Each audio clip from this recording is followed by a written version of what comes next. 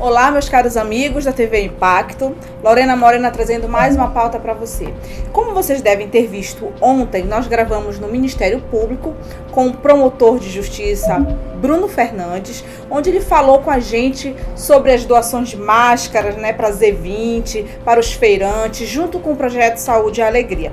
E hoje nós vamos continuar nossa matéria que nós fizemos ainda com ele, e falamos sobre assuntos tão relevantes também quanto esse. Falamos sobre as liberações das praias e nós queremos saber com ele o que ele acha sobre isso, o que o Ministério Público está achando sobre tudo isso, Sobre a liberação das praias, sobre a volta às atividades, e ele falou com a gente sobre isso. Então vamos acompanhar essa matéria.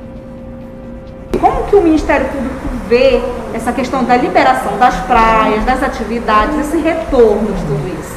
Perfeito.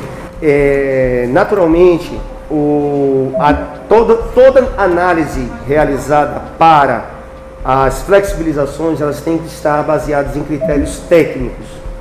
Esses critérios técnicos é que justificam ou não a possibilidade de abertura das atividades econômicas, a flexibilização.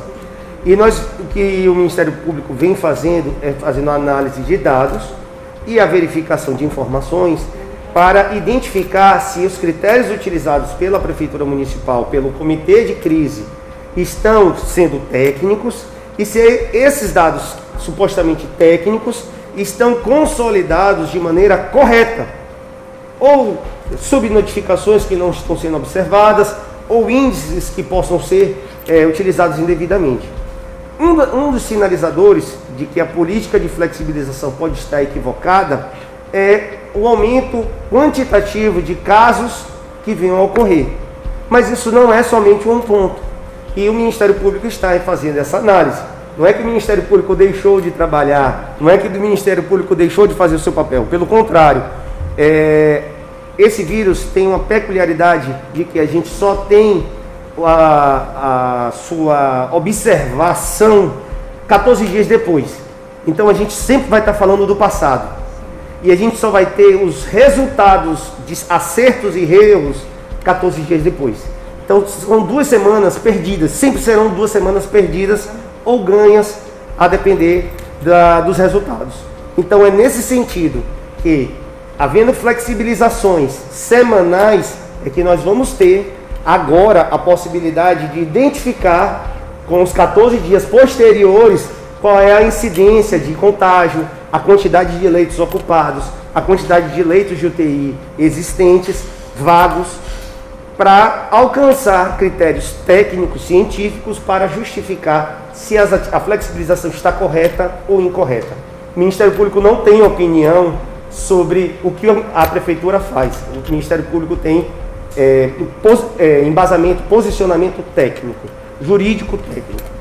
Puxando o assunto aí com relação aos leitos, nós sabemos que o Ministério Público aí entrou com uma ação. As pessoas que têm plano de saúde, elas não têm leito de UTI, não são disponíveis para quem tem plano de saúde.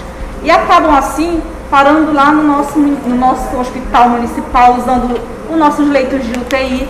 E isso, como é que fica a questão da ação do Ministério Público com relação a isso? Perfeitamente. A primeira medida que foi adotada foi por mim, como promotor de justiça de Prainha, que foi tornar um propósito inicial do município de Santarém com as cápsulas respiratórias serem encaminhadas para Prainha como uma cidade protótipo para reduzir a possibilidade de encaminhamento de pacientes para a região por causa da baixa saturação, a baixa oxigenação. E deu certo. Hoje, Prainha não encaminha mais pacientes por essa razão, a não ser um agravamento significativo. Quando vai tendo essa informação, já recebi a informação também de igual sorte, que houve outros 7 municípios interessados e também destinatários dessa cápsula respiratória, para que a gente possa diminuir essa circunstância. Hoje nós estamos em situação de colapso, desde o período de abril, do colapso dos leitos graves, a ponto de termos filas de espera. E essa fila de espera vem sendo reduzida com a expansão do Hospital Regional do Baixo Amazonas. Todavia, essa expansão chegou ao seu máximo. O que eram leitos de UTI, que eram leitos de enfermaria, se tornaram leitos de UTI. E não tem mais para onde expandir. Então, continuamos em colapso? Continuamos em colapso. Temos 2 pessoas em espera. Enquanto não houver leitos vagos sem espera, estaremos em colapso. Para o Ministério Público, esse item é de essencial importância. Por quê? Porque é esse item que vai destinar mortes ou vidas. Sem a Secretaria Estadual alega que tem leitos de UTI nos hospitais de campanha. Na visão do Ministério Público, isso não é correto. E eu explico por quê.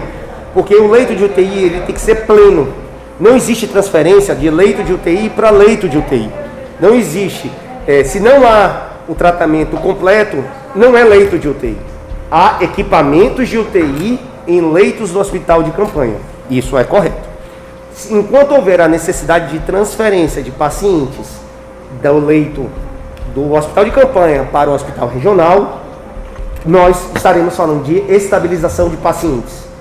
E o maior problema hoje do hospital de campanha é a necessidade de transferência em razão de problemas renais, precisar de diálise e hemodiálise. Então, nós continuamos ainda com a pressão do sistema de saúde em relação aos nossos hospitais. Existe uma possibilidade, depois dessa ação, de voltar valores para os cofres públicos com relação aos leitos que os planos de saúde hoje ocupam? Foi proposta uma ação pela 12ª Promotoria para os leitos de UTI. Eu até fui tratando a respeito e não trouxe esse tema. A 12ª Promotoria entrou com uma ação para exigir que os hospitais particulares tenham a obrigação de instalar em seus estabelecimentos esses leitos de UTI. Isso aumentará em significância a quantidade de leitos de UTI, vai depender do investimento a ser utilizado por esses estabelecimentos. É evidentemente que qualquer leito de UTI ele é válido, é importante que ele tenha, mas nós precisamos saber se esses leitos serão com diálise e hemodiálise, para não precisar fazer transferências para o hospital regional. E segundo ponto, nós precisamos saber quantos pacientes estão sendo atendidos por essa unidade e quantos precisarão ser transferidos para o Estado. Hoje, todos os pacientes da rede particular, quando agravados, vão para o hospital regional ou para o hospital de campanha. Então, é por essa razão que o Ministério Público intensificou e exigiu o investimento dos planos de saúde dos estabelecimentos comerciais a respeito dessa necessidade de investimento num leito de UTI para garantir a saúde desses pacientes e aumentar a oferta de leitos na região, diminuindo a pressão a respeito dos pacientes graves. TV Impacto agradece sua disponibilidade de conversar conosco, promotor. Muito obrigada. Eu que agradeço, o Ministério Público sempre está à disposição para poder levar informação à população.